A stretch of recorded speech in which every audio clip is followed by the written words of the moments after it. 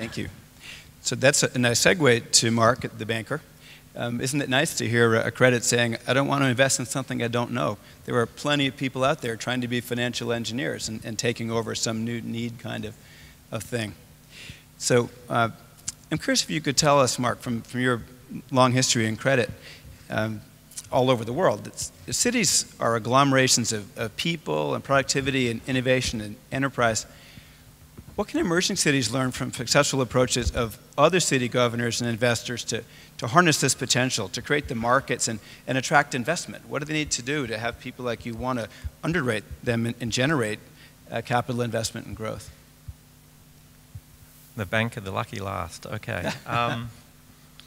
Let me just provide a bit of context. But you get first priority in the capital stack for both cash flow waterfall and in the event of liquidation.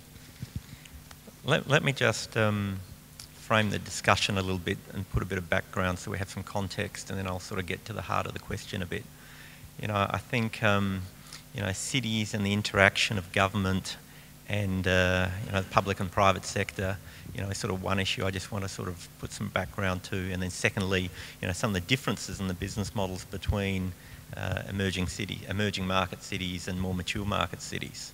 I think in the former, the interactions between government, the public and the private sector, I always sort of look at it in two ways.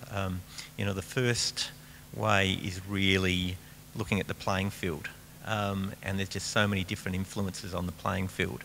It's really the interaction of government, the developer and the investor. So, setting the rules and framing that from the government side, the developer in creating the product, and the investor ultimately, that has to write a check when the developer's sort of finished.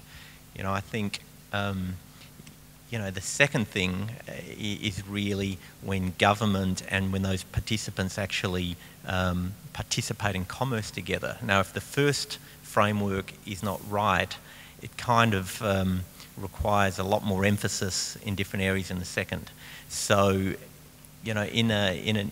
from a government point of view, getting the regulations right so developers and investors can actively participate in a world where we have massive financial turmoil,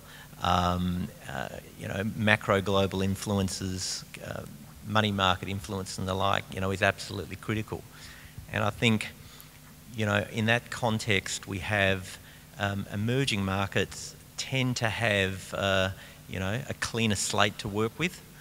They tend to be growth markets and have an opportunity to use best practice, whereas in more the more mature markets, I think there is typically excessive red tape and excessive history, which creates lots of issues in creating that playing field that operates functionally through the business cycle.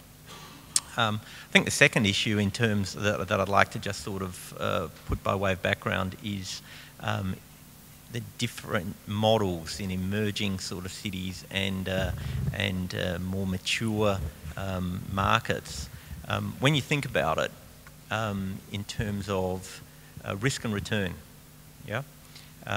conventionally people think of risk and return that if there's higher risk, you require a high level of return. So in a mature market with mature market assets, generally investors are willing to take a lower level of return for the relatively lower level of risk. The converse is true in an emerging market where a higher level of return is required for a given level of risk, ultimately a high level of risk given the nature of emerging markets. In a mature market, it's not such an issue to the extent that lower return is required so people can accept it in the yields because they're not expecting high growth. In an emerging market, typically investors expect higher growth. The problem is, in emerging market, which is high growth, there's always competition from investors seeking out that growth, so they drive the yields down. Now, in a bull market, that is fine because there's plenty of money around chasing growth assets. But in a turbulent market, it's very difficult to people to accept a lower level of yield and punt on growth.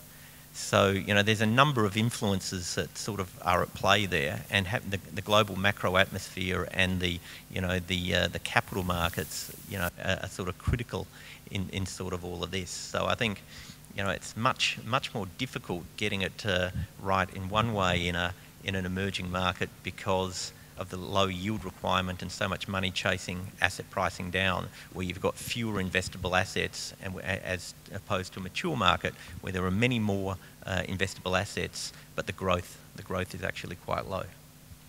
Thank you.